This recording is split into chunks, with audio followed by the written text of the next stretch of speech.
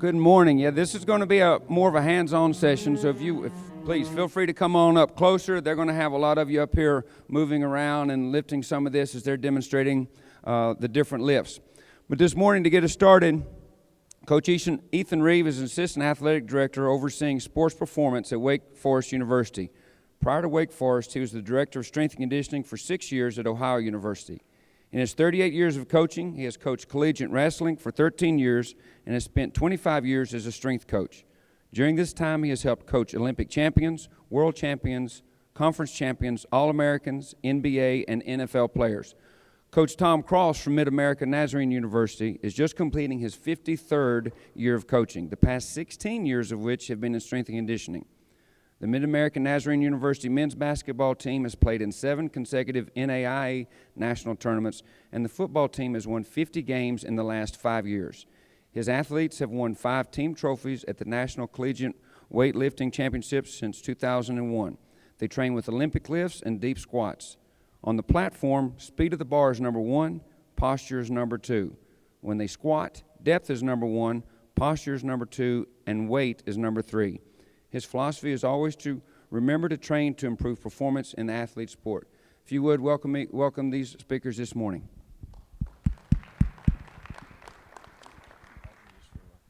This is going to be hands-on, so folks, we're going to ask you to come up and do some of the kettlebell drills and some of the weightlifting. Let me say this first. Legend Fitness and who was it? Hammer Strength, Eleco, and WorkSon have donated a little bit of the equipment for today's demonstrations. So we want to thank those guys for helping us. I'm going to go a little bit off track here. I was going to do kettlebells right away, but I'm going to share something with you that I think is really important. And if I were a sport coach, and I were a volleyball coach or a basketball coach or whatever, this is something that I would do every single day. And I'd spend 5-8 minutes every day doing it. I've done it with wrestlers, done it with a lot of different athletes, did it with rowers. I'm going to show you some rowers here. But I've got a couple of different drills that I do with warm-ups. One is the tumbling routine. And I've got some wrestlers doing some tumbling, and then I've got my children doing some, and then I've got some combo lifts. And you'll see the U.S. women's rowing team doing it, some wrestlers from Ohio University doing it. But I think the tumbling is very, very important.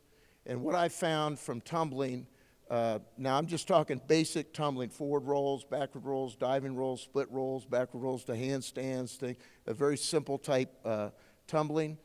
What happens is it's a great way to develop that kinesthetic and that spatial awareness. And when you do a forward roll, if I were to have you guys come up here and do forward rolls, do 3 to 5 rolls, a lot of you would be grabbing for sky hooks, or we'd find out what you guys had for breakfast this morning. It gets you a little disoriented. But what happens is the more you do a little bit every day, just 2 or 3, 4 minutes a day, what happens is you quickly learn to reorient yourself.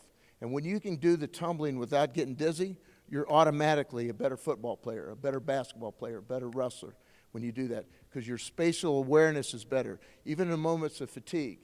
So let me go ahead and let me play this video of the tumbling, and then it'll go right into the combos. And basically the combo is a great way after you've done skipping rope or calisthenics or hurdle drills or tumbling or whatever before you lift. I think it's good to do about 1 to 3 combination lifts. And our combo that we like to do is you'll see 3 RDLs, you'll see 3 clean pulls, 3 power cleans, 3 squat cleans or hang cleans, and then 3 split jerks. And you're going to see the wrestlers do it, and you're going to see the rowers do it. Okay, so I'll run it, and I'll talk a little bit as we go along. Let me see if I can get this thing on.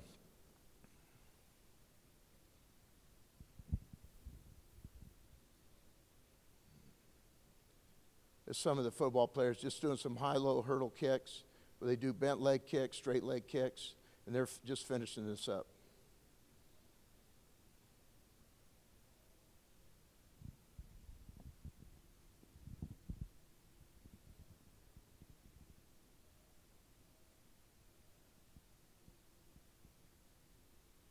Now here's just a simple forward roll. They do 3 rolls and walk back. And you'll notice if they keep their feet straight, keep their hands out front to finish the roll, you're going to get good stretch in the Achilles tendon, the ankles, good knees, back, hips, shoulders, everything. Here's just a simple backward roll. Learn to put their hands up by their shoulders doing this. Now, this doesn't seem like much, but I'm telling you, if we were all to do it, and it's good for all of us to do this at any age, to do these kind of things. You see the diving rolls? Diving up, just trying to get a little extension, get off the floor. Now this, we had at Ohio University, this is about, gosh, almost 20 years ago. We had to do it in the locker room because our weight room was only 1,900 square feet, and I filled it up with 12 platforms in there, so I didn't have any room to do this stuff. So the football coach allowed me to put the tumbling mats right in their locker room. Here's just a quick rolls. And if you get a chance to go back and do this, you may want to do it when no one's around. You know, you want to be laughing at you, but it's good to try this stuff. But it's really good. This is a backward split roll. So notice they'll click their feet together and then split them out. I just can't tell you enough about how important I think this is. I kind of wish all my strength coaches would do this stuff with their athletes every day. I just think it's a great way to warm up. And you know, when you're doing tumbling, I mean, that blood is flowing from your feet through your hands to your head. I mean, split seconds. It's just a great way to get everything warmed up, loosened up. These are my children. This is about, 14 years ago. You know, it's 14 years ago. My daughter, she's a CPA. My other daughter's she lives in D.C. My son is, the little guy there is like 6'4" now, 20 years old. He's only 6 here. But, and you know, this is good for young kids, good for old kids, good for, you know, as long as you can move, you know, good stuff to do. Crawling, crabbing, cartwheels, diving rolls, you know, all this stuff. Really good. But these young, look at the flexibility that you're getting, that you have. You have to have when you do these things. And I just think it's so good to do it. In the sport of wrestling, we have to do these.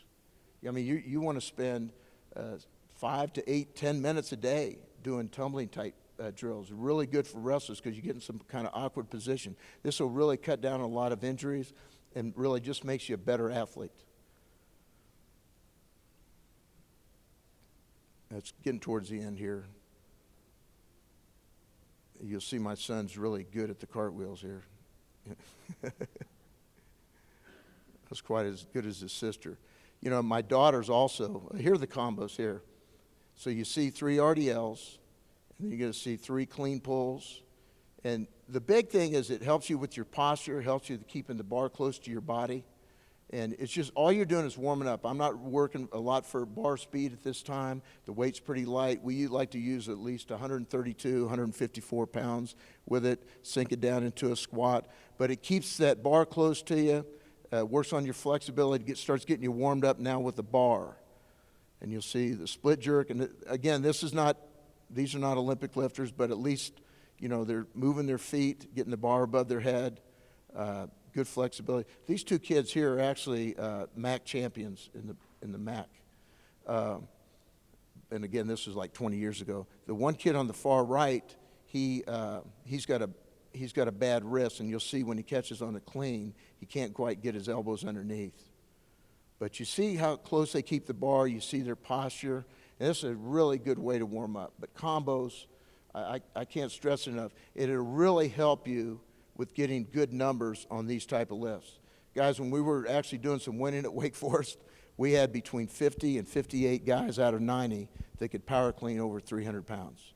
We had over 60 that could hang clean over 308 pounds. So, you know, I know that these combos really help you with that flexibility and also keep you good discipline, keeping the bar close and good posture and stuff. Now, this is a U.S. rowing team doing rowing combos, and you see the far left on the wall, you see a clock, and it's running down from 2:15 down to 0. What we were doing is we would do 10 sets of these combos, and we do a set every 2 minutes and 15 seconds. And when I first got these gals, they had just come back from the World Championships, and they got a bronze medal.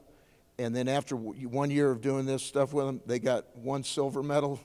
And then if you know anything about rowing, which, by the way, I didn't know anything about rowing when I first started working with them, I knew that you pulled on this stick and you went backwards.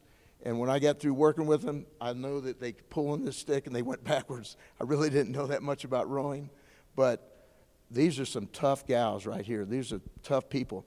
And the 2 gals in the middle platform, they were the silver medalists in the 1996 and also 2000 Olympics. And this is when they were first starting to do this, so their technique still is a little rusty. And you can see they're kind of getting tuckered out here a little bit. But eventually they could do those 10 sets. The girls in the center, they could do that with 145 pounds with those combos. So it was, they were pretty strong, had good strength endurance, good power endurance. And that's about it. Has everybody got that? I just want to throw that in before we start doing kettlebells. Now what we're going to do is going to bring Mark, Charlie, there's 2 assistants for me, and we're going to teach you guys or show you how we do kettlebell swings, kettlebell clean and press. But I'd like you guys to come on up a little bit because I'd like some of you guys to be more into it. You know, this is a hands-on thing. So, I don't care how old you are, whatever it is, you can grab a kettlebell and you can do kettlebell swings. All of us can. Okay? Let me turn this in.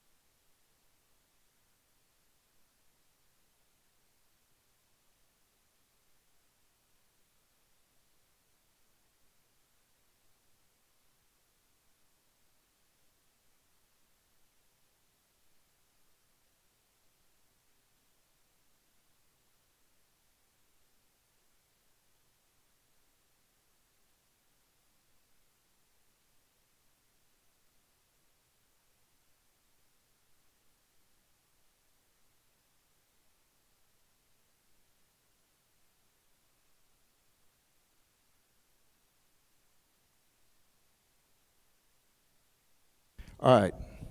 The kettlebell clean is not as violent as the swing. Okay. Basically, what you're doing with the kettlebells clean is you'll start. Let's say you start from the floor, and I'll have the kettlebell handle facing me like this. I take an overhand grip so my palm is facing out. When I bring it up from the floor, I'm trying to get my hips through, but what I want to do is let the thing just roll on my outside. Does everybody see that? So the bell will just flip and roll around my wrist. It's a simple thing. You're not trying to curl it, it's just roll. And I let it lay on the outside of my bicep. Now once I get it here, what's important to take it above the head, the first thing I tighten is my glutes, then my abs. I tighten everything up. Then I can press above my head. Does everybody see that? And then I let it back down to the floor, clean it above the head. But you have to have, in order to do this to protect your back, you want to really tighten the glutes, tighten the abs, tighten the core body. Keep it taut, and then get it up. And, of course, you start out with the light weight, and then move your way up. Go ahead, Mark. Watch what he does. Just let it roll the outside, and then press. Notice how he just lets it roll to the outside, and then press it up. It's a little trick there. We used to teach this. We'd flip it over, but it would come slam on you.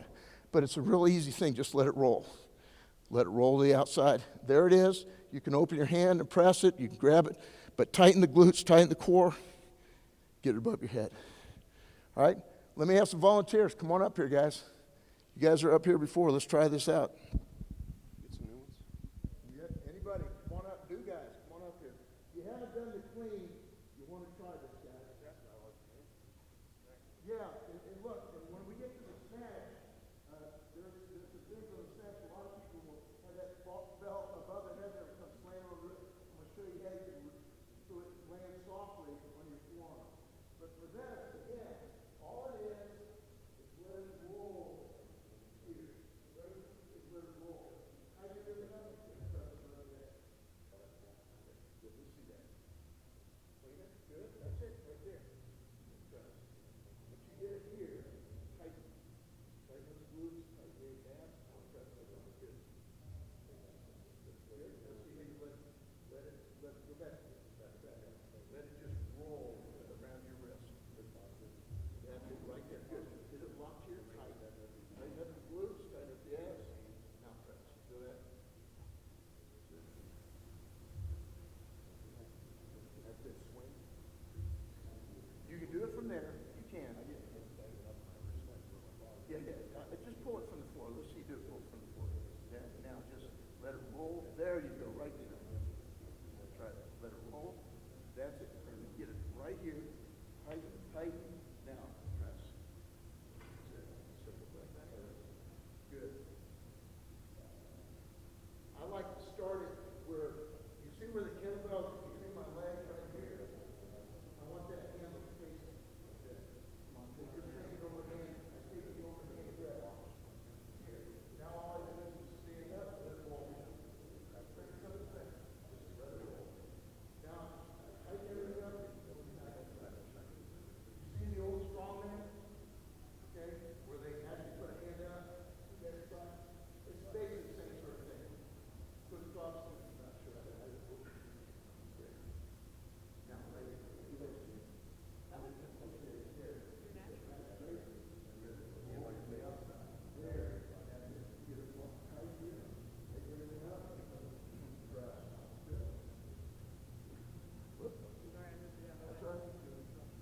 Let's see it. Bring it good. Now take a little bit of time before you go to press it. Oh, let it back down. I don't want you to that's it.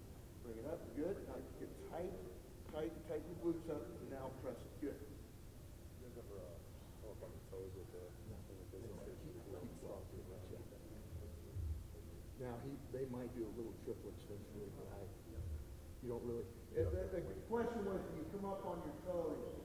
No, what you're doing is kind of like digging your toes into the floor. It's like twisting when your feet into the floor, screw them in there. Keep that tight. You want that good stability. And then when you bottom, you do that. So you're not going to get triple extension on any of these lifts. So it's 5, 3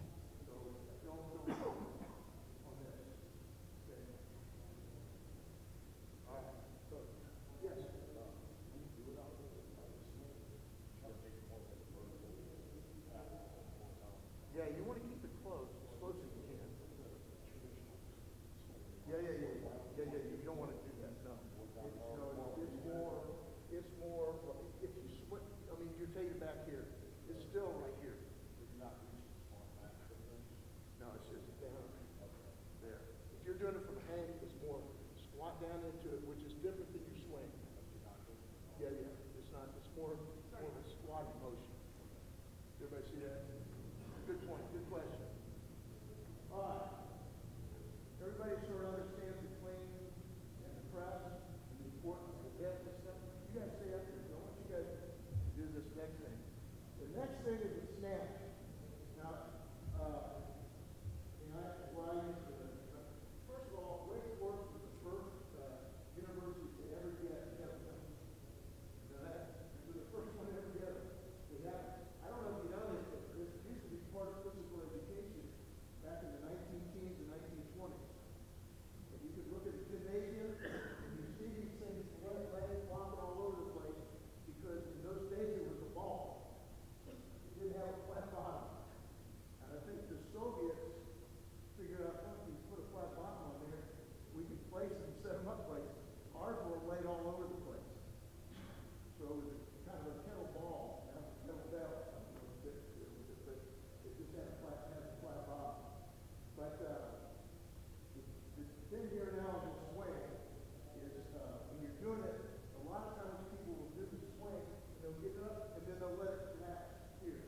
Or they'll take it out here and then they'll hurt their shoulder bring back. So if it's swinging like this, swinging back, you have to watch your shoulder. You're trying to get it as vertical as possible. Okay? Trying to get as vertical as possible. But what you're trying to do is, it's like taking your arm to a sleeve of a jacket. If you want to get that kettlebell flipping over quick, so it lands softly, and then you take it above your head. So if I move the snatch, it's there. See, I've already got it over my wrist. It's the violent snap to the head. I'm going out, but it's not like I'm doing a swing. I'm trying to keep it somewhat close, my body, but it's going to go a little bit away from me. Can you see that? But what I want to do is take it, let me get a small one. You know, it's hard to talk to do this. Yeah, let me show you this quick phrase you want to go dress on. You try to talk and you demonstrate at the same time. You get tuckered out quick. But what you're trying to do is get this flipped over before you get it above your head. So that helps you. So when it lands, it's already very soft. Now you can put the grip on. So you're constantly gripping, releasing, gripping, releasing, gripping, releasing. That's what's good about the kettlebell. It's great technique work. Something new. Do I think you get the same benefit from dumbbells? Obviously you will. Good stuff. But it's a different technique, different apparatus. And you're going to work with athletes for 4 or 5 years. It's good to have some variety. You got kettlebells, you got dumbbells, you got sandballs, you got sandbags, you got Olympic lifting, you got powerlifting, you got body weight stuff. You got so many different things that you can use. Excuse me. Now I know I'm breathing heavy. So you have a lot of variety. All these things work. They work. All this stuff works. But it's how you put it into your program. It's very important. Let's watch Mark do the snatch. See, just nice and soft. Now let's get some vines here. Snap it up quick. Good. That's it. Let's go, guys. Let's try this out. Let's see how you feel with it.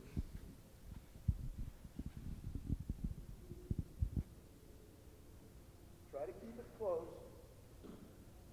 Okay. Then we can help him out there. Help him out there. Make sure he's got a light kettlebell if they're not doing it well. Yeah, keep it close.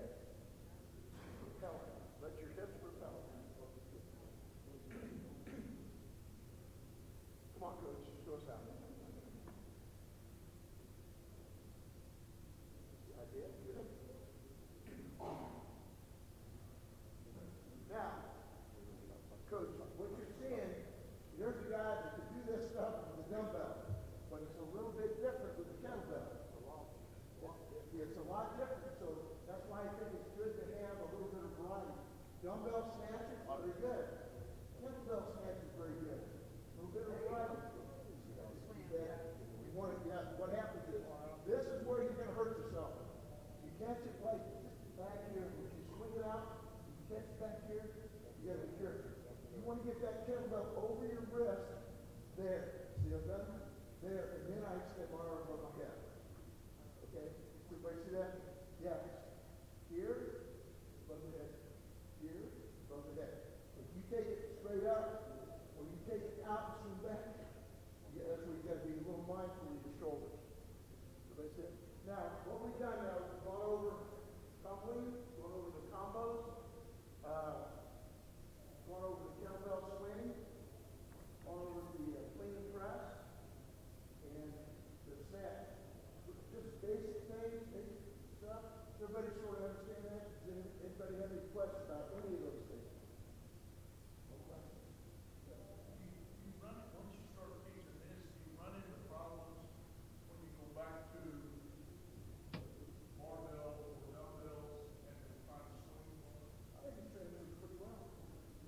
The swing transfers to the barbell better than any of the other kettlebells. The reason I like one kettlebell is because, I don't know if you guys ever slop hog, you got two buckets. You know, one kind of slop hog, and while you're carrying it like this, you're walking down, and then slop hog.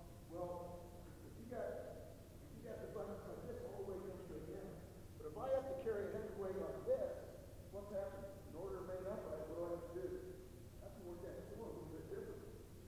Well, the same thing when you do one kettlebell. Back in the 1970s, I came up with a thing called a one-arm bench. And I really got this from watching strong men. You know, remember those pictures, Dave, of the 1920s and 30s? And where you see those guys do those kettlebell presses, brother, before they were just ripped. I thought, well, this would be great for wrestling. So I said, well, how can I do this with a dumbbell just laid on the bench? I started doing a lot of the one-arm dumbbell presses. And boy, you talk about developing good core strength. We actually had a standard for our football players to do 125 pound dumbbells, to be able to go 5 reps on each arm. That's how you can get the gold club. And guys, they had to have strong abdominals and obliques. One kid that was doing his dumbbell bench, he fell off the bench, and he said, Coach, I could have done it, but I fell off the bench. I said, well, don't fall off the bench. Put your foot down and drive it. It's not like you're pressing. You know, it's not like you're pressing. You're wrestling that thing. It has to come from the core. You have to be tough with that stuff. All right? But that's a great lift. The one-arm bench, the same as the kettlebell. But I like to do a lot of this stuff with one arm. You can't. It works that core a little bit differently. Look, when you do front and back squats, you can do it till you're blue in the face. And then you start doing lunges. And what happens next day? Man, right about here, you're really sore. And what is it? That's part of that core that you're not getting maybe when you do front and back squats. So that's why it's important to do some lunges and step ups.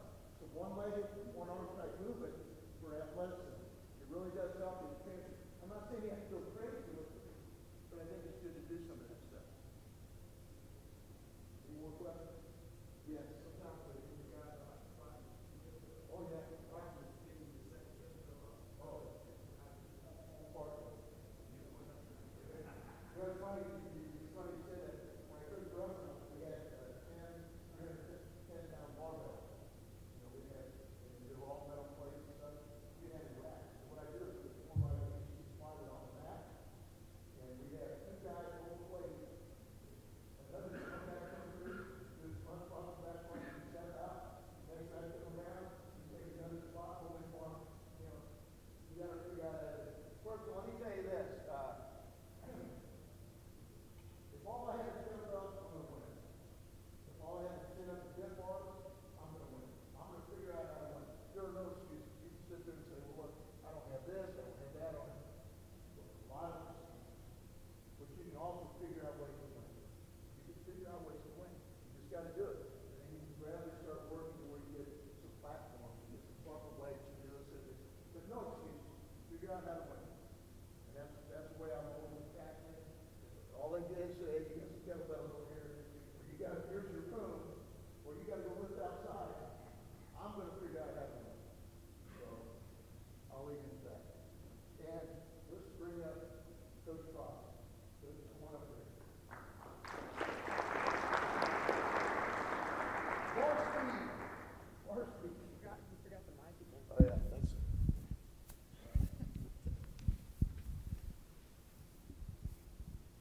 I've been around Coach for quite a few years. He's always got some other things that help you to kind of expand where you're going from where you've been. I was excited about what took place this morning. Concerning the clean, I'm a little bit disappointed that I don't see more of the people that were testing for the internship thing, because I've seen so many people that talk it well but do it poorly. So, at any rate, what we're going to try to do this morning is fine-tune the clean exercise, because most people make it their number one Olympic exercise. In my view, the snatch is the number one for these reasons. One, it's lighter, so it's faster. Two, it's always above your head, so you're going to have a strong core. You don't have to do all this Mickey Mouse stuff that, you know what I'm talking about. And three is, I've been coaching Olympic lifting now for 24 years, and I've yet to have a injury with the snatch. I've had 2 broken wrists with the clean because the guy didn't get his elbow up and hit it on the knee. But that's not all bad, because you can no longer clean. So I tell them, when we're cleaning, when we're snatching, you're snatching. When we're cleaning, you're snatching. And when I'm mad at you, you're snatching. And you're going to have a really strong body. And this is proven to be very true with the things that we've done. At any rate, I would really like to get you folks to come up here and participate in the clean, and maybe you can pick up a tip or two. We have some extremely talented people. This is Jill Robinson. She's at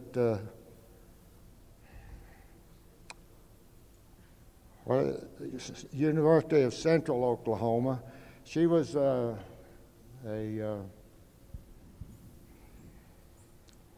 intern for me for a number of years, a couple of years. Sandy Abney is at Texas. Been there for how many years now, Sandy? 15 years. Has competed internationally. Really, really sound fundamentals. Great teacher. And Whitney Rodden was a student at Mid-America when I went there, and she's now the head strength coach at Mid-America Nazarene University. Extremely dedicated towards doing the things better, getting them right. Time after time, this thing happens about, do you want to get stronger? Everybody wants to get stronger. True, false? What's the simplest way to get stronger? Get closer to the bar. If you get closer to the bar, you will get stronger.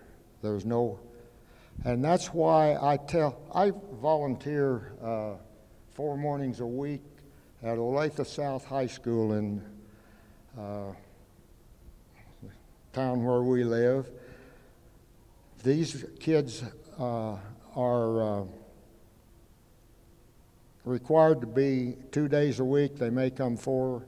This is an Olympic weightlifting club they have to join. That gives them 1, insurance, and 2, opportunity to compete. And I'm just after them all the time to flip the shirt. Any of you use that as a tool to get your people better? I just tell them, if you flip that shirt, you're not going to get yelled at a whole lot. Same thing is true with the split jerk. If you make a lot of noise with that front foot, you're not going to get yelled a lot. Most kids don't want to get yelled at a lot. So those are a couple of pretty good coaching actions. So what I think we want to do is we'll just get these people out here and demonstrate a few things, and then we'll get you out of your seat and let you have some fun. Hello? Anybody here but me?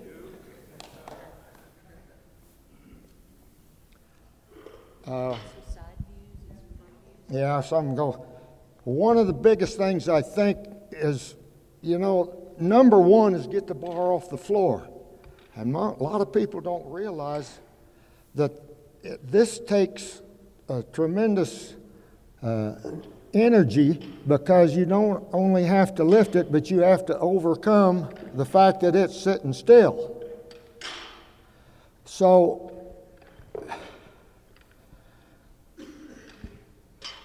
as you come off that ground, you want to be sure that you're not wasting a lot of energy by doing because when you get to the key point, then your body's not over the bar. If your body's not over the bar, you're not going to flip the shirt. Now, this is the key.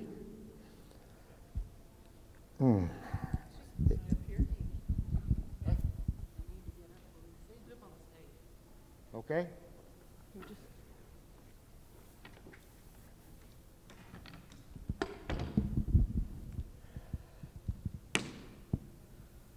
Let's turn the thing this way so I get a little better look. I do this a lot with our kids in the early part. If the lift is done properly,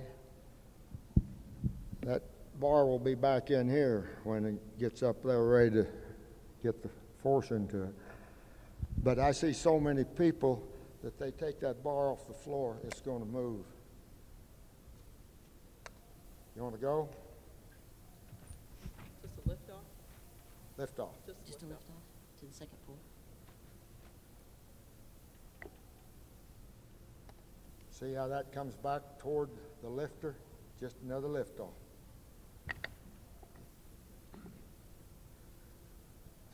Now, do an awful one with raising your shoulders faster than your hips. See there? She has a hard time doing it wrong. So you raise those shoulders faster than your hips. I also brought a gun. That, I think, is the biggest mistake that people make. They get started here and they start lifting. The whole key to doing a good clean or snatch is to get the knees vertical before the bar passes them. Okay? Get the knees vertical. So, that being the case, go ahead and do a couple reps up there, Sandy, and maybe change the, this way and then go the other way and up and down.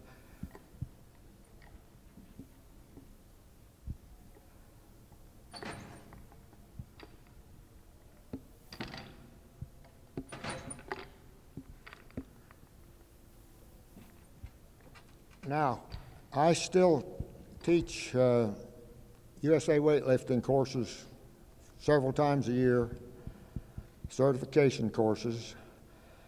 And once we kind of get under control, come up here just a minute, a little closer. I'm working to see what happens when the bar is right in this area, upper 1/3 of the thigh.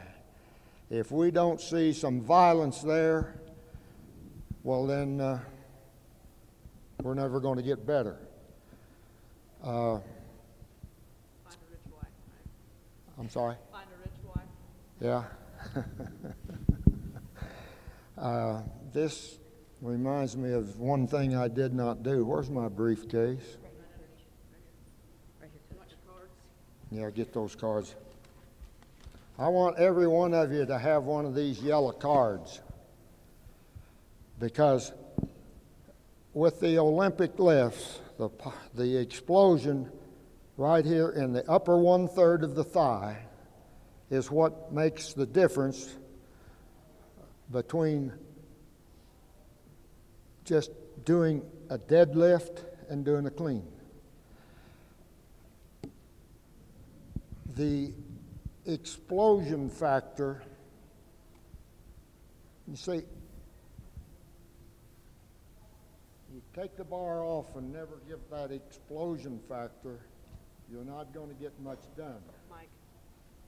But with this, you take a look down there at those last two items on this card. You want to light up 60 100-watt light bulbs, or do you want to light up 10? The Olympic lifts are the only true method of increasing your rate of force development. Increase the rate of force development. If you do that, then you accelerate faster, you decelerate faster, you change directions faster, you jump higher, and you play better. Also, another factor that I think is so important is that when you do the lifts properly, you create more flexibility. And I know this takes a little while to do, but the first thing you know, you begin to get more flexible. And the next thing that happens in your program is that the injuries go way down and the explosion goes way up. But as I walk and talk and look to other people and all, so many people are not doing the Olympic lifts the way they need to be done. They're just kind of wrestling the bar up. So I would like for us to demonstrate a couple of really awful techniques, and then, so that means maybe I'm going to have to do one. But I would like for you to get out of your chair, come up here, and give it a shot. You really don't learn how to explode by watching. You learn how to explode by doing and learning to do all of the Olympic type movements flat-footed. What? Flat-footed. Hello? Flat-footed. Now, since you were this high, if you were interested in sports, what'd they tell you? Be on your toes? Be on your toes? That's all you've ever heard. So you have to make a change. Flat-footed. Take a look, and then let's get some people out of the chair. Come on. We're doing bad stuff? Yeah, do a little bad stuff. Here's one that I personally see a lot of athletes make the mistake of, and a lot of coaches make the mistake of not teaching the second pull. In weightlifting, it ends up being what we call a muscle power clean. Muscle power clean. That's a good one.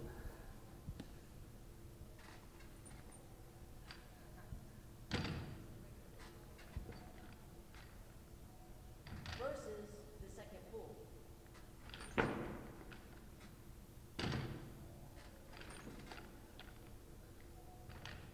That's what I see. That's the whole thing, is learn to keep your heels flat. When the bar gets to the upper third of the thigh,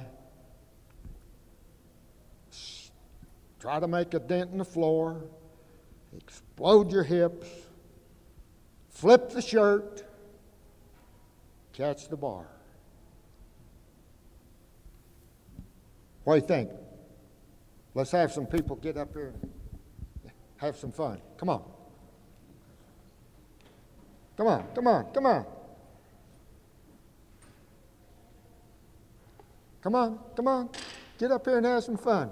I know it. You can partner up, and one person can hold the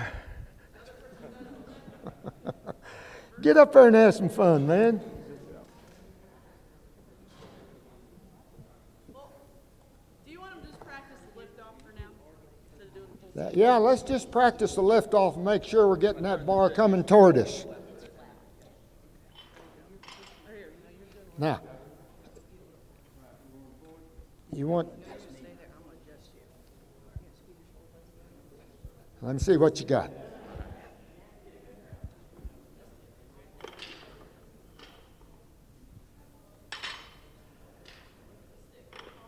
Now, you moved the bar on that set. Your first one was pretty good. You moved the bar kind of this way because you did not keep straighten your knees all the way. Time you get that bar up to your knee, if it's not straight, the bar is not in the right place. It's too far away from you, okay? You straighten the knee. That's the first thing, straighten the knee. Then, yes, the bar, you got to come in there and get closer to it.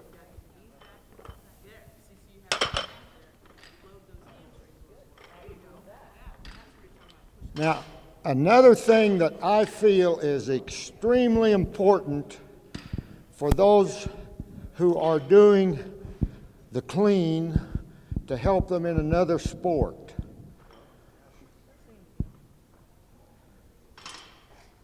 Almost always you will clean it and then you will stand up immediately. Now, if that's what you do, it's not going to help you play better in your sport because you've got to be here and here. So you're going to catch the bar in a quarter squat anyway. I really believe strongly about getting your athletes to catch that thing in a quarter squat and choose to stand up.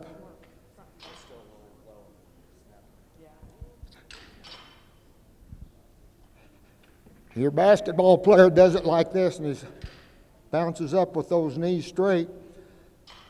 What can he do next? Nothing without bending the knee back down.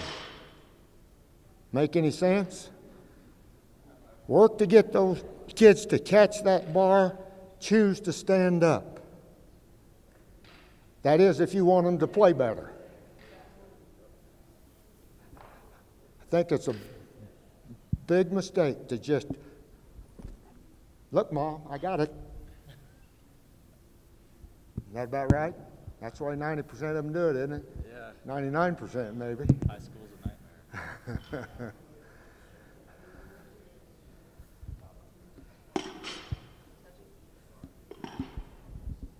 You probably have a better chance of getting better if you get out of that chair.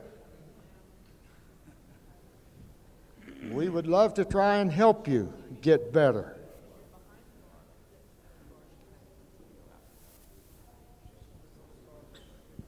Coach, we had a good question. Where should your shoulders be when you start? Your shoulders should be at least 4 inches in front of the bar, and more is better than less.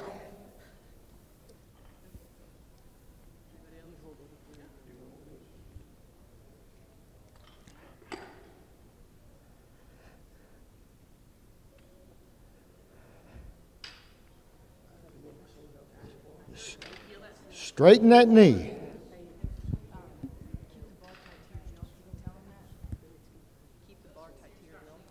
One other, let me make this comment. This is the biggest key. If you really come off that ground using your heels, pushing your heels through the ground, straighten your knees, by the time you get to here, you can get that bar that much closer to this part of your foot. So when you get that back closer to you, you want to get stronger? Get closer to the bar.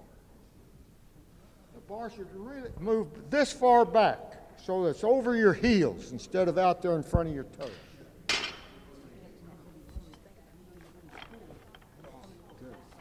Good.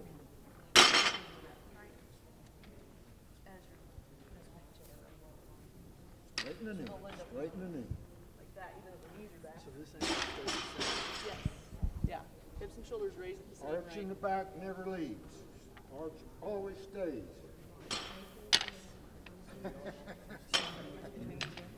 So I'm just thinking about lifting my butt straight up, keep my chest on the bar.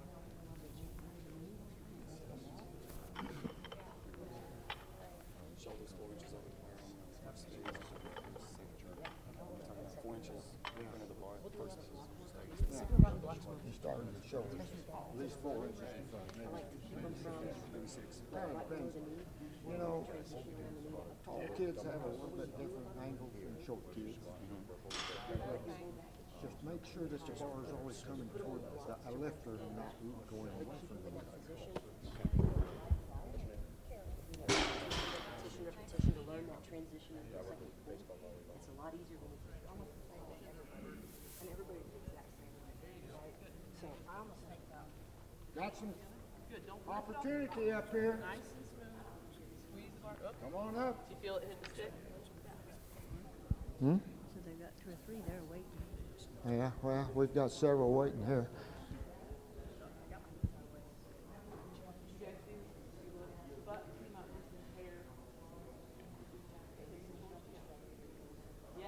There you go. You should have brought your other stick to put on their back. Yeah. Well, we can get a little look at that, can't we? Give me a lifter there. Yeah, we'll do a lot of that. Get your knees forward a little bit more to start. There you go. A little Yeah. more arch in your Yeah, back. see, I would Now lower your hips just a little bit, right there. maybe raise Now it that up or just stick, have it. Yeah. if if you've got a long stick, that's a great tool to make sure that everything is coming up at the same time, and then it comes up. It ought to come up just like this, and then come up. Now, once you get to the knee there, is that when you're going to start to drive through and pull That's back? right. That's once you get the knee straight, that's when you start lifting your back, and when you get it to the upper thigh, that's when all hell breaks loose. Feet come off the floor. Well, your feet will come off the floor as you make a little bit of it, but You do get extended. I think that might have gotten some confusion. Your feet are flat until you get to that. Yeah. So you're driving through the hill, but as you explode, your feet might come up just a little bit. another thing we're talking about here, I'd kind of like if you take a listen. You're going to stay flat-footed to the very end. When you get that final thrust, your feet will come off the floor a little bit, but you don't rock up like this. You come like explode, and it's not about rocking up. I know I've seen a lot of coaches tell the kids, you know, get as high as you can. Well, what will happen is the bar speed will slow down a great deal, so you're digging your own grave. Get as quick as you can, not as high as you can. And stay flat-footed. Boy, I think that's big time. If you're not flat-footed, you're just not going to have that same explosion. So we got them good, getting the bar tight to their heel. Do you want to show them the difference between the two? Yeah. Okay. She's going to demo here about when you do it wrong by rocking up on the toes. Let's watch this platform for just a minute.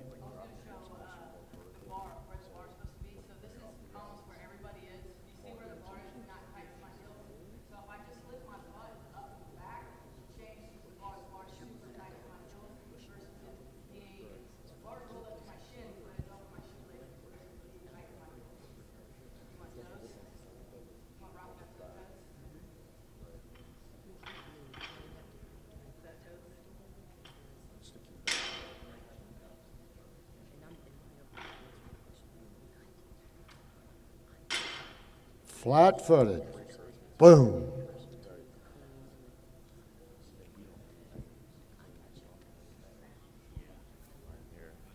Hey, I'd say a couple coaching cues. Couple coaching cues. Couple coaching cues. Squeeze your shoulder blades together, push your sternum over your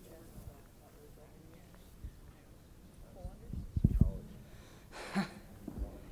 A couple of coaching cues is you're going to keep your shoulder blades squeezed together, push your sternum through your chest, and reach your chest over the bar. You're not going to lean away from the bar. You're going to reach over the bar. Your butt slightly above your knees, weights on your heels. Shoulder blades squeezed together. It feels like your traps or your lats are locked and loaded, and your sternum through your chest instead of being concave like this. All the things, all the muscles tight, always, everything tight. One of the things that I do frequently with young kids that I'm teaching is that I'll put a nickel back here. Once they hopefully get those wrist stretch on. Sorry. I'll put a nickel right there, and if they can take the bar off of the floor without dropping the nickel, it's theirs. I don't lose many nickels. Nice. Yay. Good, Carol. That's my girl. She was a volleyball player for us. Now she's an assistant strength coach. Okay. Awesome.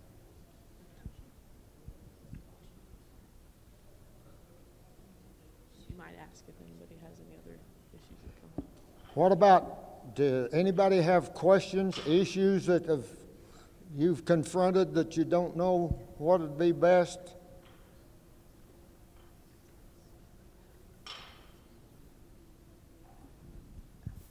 I've never seen a bar moving too quick when it gets to the trigger point. That's where you want things to really happen. Another thing that I think really messes the cleanup for a lot of people is that they will try to rack it and keep the grip on the bar. If you do that, you're never going to get your elbows up quick, and you probably won't get them up high enough. So let's make a really good emphasis of that. Maybe we need to have our staff do it, but I want to see that we are opening those fingers quick, getting that elbow up quick, so you don't get yelled at much.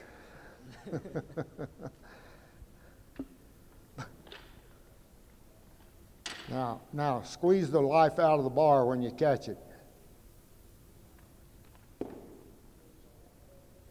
I see so many people think they know how to clean, and that's what I'm seeing. That's not going to catch it. One of the things we do as we teach in the clean is we front squat with our hands out here.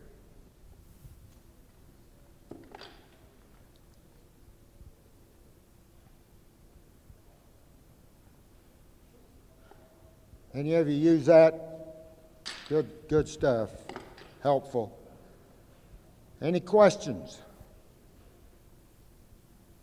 Any I'm sorry?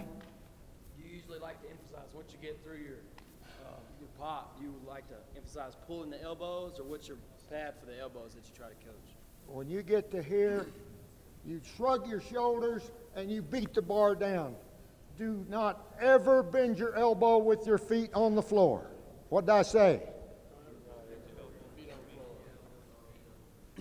The other thing too is about the grip. I will see guys grip the bar, and then when they get up here, they're squeezing the life out of it. I want our kids to, I tell them, I want you to have an attitude grip. I want you to snarl at it a little bit. I want to get your knuckles completely out of sight. When you get up here, I want you to be tender and loving. Make sense? Turn it loose early. If you don't turn it loose early, you can't get your elbows up quick. What have I left out? When the elbow bends. Huh? When the elbow bends. When the elbow bends? Power in. When the elbow bends? I can't hardly hear you. When the elbow bends? Thank you. Coach, the cue that you just said about the shrug, and you said beating, well, it was beating, getting under the bar that you used. What was that? Can you repeat that one more time? Just shrug, beat the bar down. That's right. Beat the bar down. This guy over here in the black and white has had his hand up till they're done. Who? Right over there. Well, he's. You have a question? Yes, I got a question. So, what drill do you kind of teach your athletes to really return to return to that contact with that power position or that upper third? Because there's still a lot of athletes that really have trouble to really feel it, to feel that. Is there a drill that you? Well, one of the things that I do quite a bit with kids is just tell them, I want you to keep your elbows locked and get a free ride. I want you so that if it starts picking them up off the ground, or they're not being, they're not getting it very good, so they're not, then all of a sudden that bar lifts them about this high. Oh, is that helpful? I will work with them a lot of times if I'm not liking what they're doing right in here. Just tell them, keep your elbows locked. Don't get it too heavy. Just get that free ride. Seems to help. Another thing about getting under the bar quickly. That's difficult for kids, I think. One of the things that I do is what I call shrug under. We're not going to use our legs very much. We're going to have about no more than 50% on the bar, and we're just going to shrug our shoulders and beat the bar down. Shrug your shoulders, beat the bar down. Why do you beat the bar down? Huh? Why do you beat the bar down? Why do you beat the bar down? Yep, tell me. I don't know. If you don't beat the bar down, the bar's going to beat you down. Is that the goal? You want to beat the bar down. While the bar is still coming up, what are you doing? Pull yourself under that bar fast. Come on.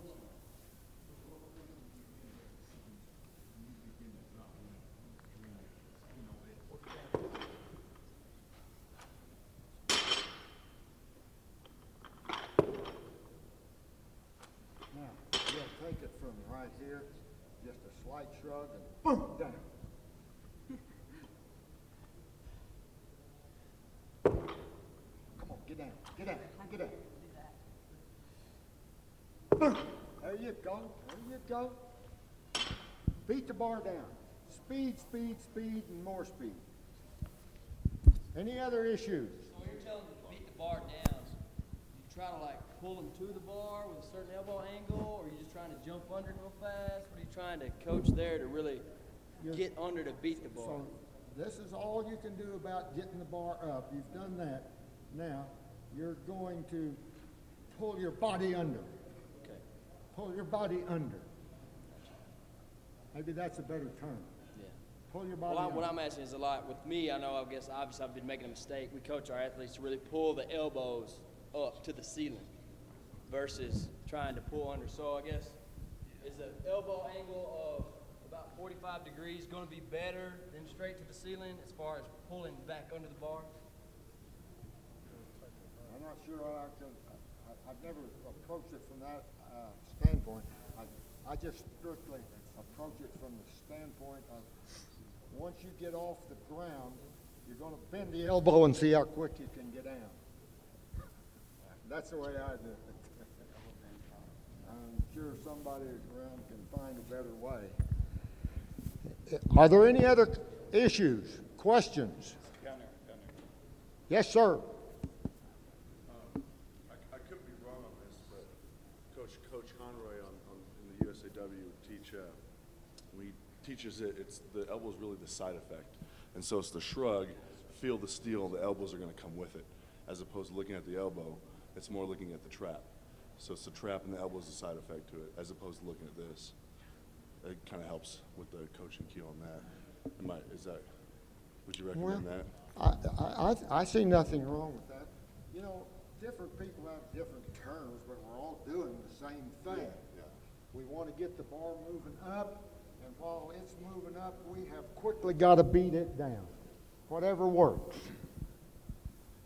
Does that sound reasonable? Yeah, I love it. Yeah, it's perfect. Just try to get under that bar quick.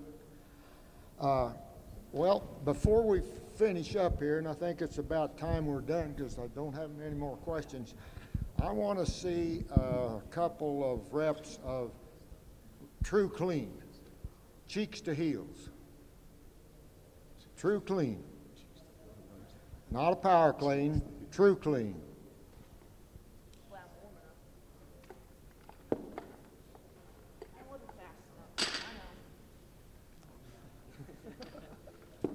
Nice, nice.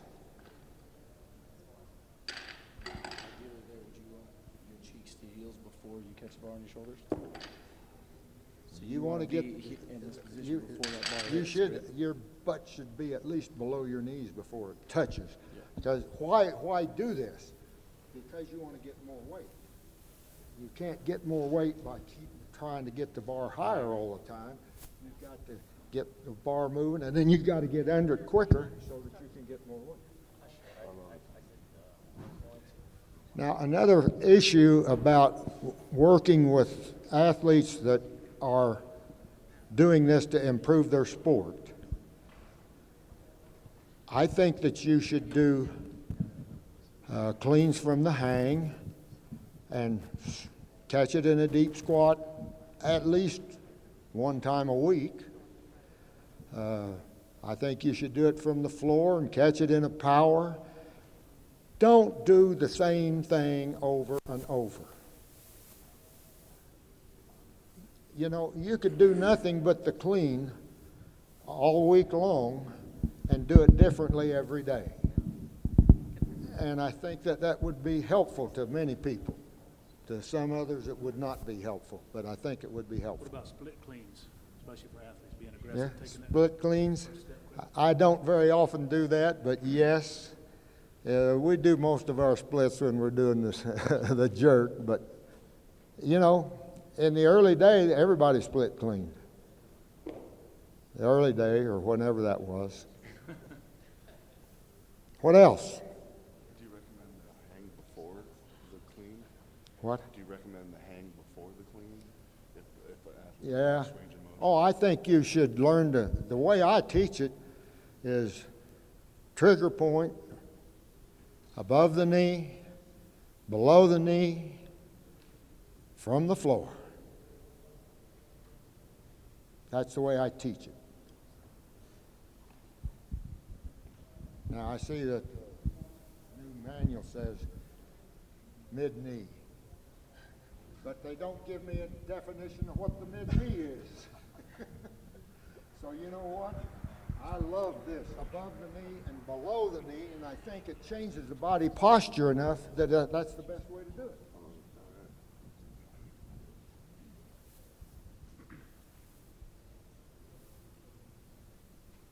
About a good hand for those kids that helped me.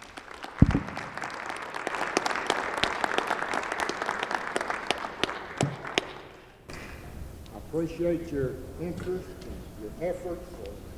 If there are any issues or questions that you want to ask secretly, why, I'm still around. I love the Olympic lifts. I just think that is the best way for you to have a better athlete.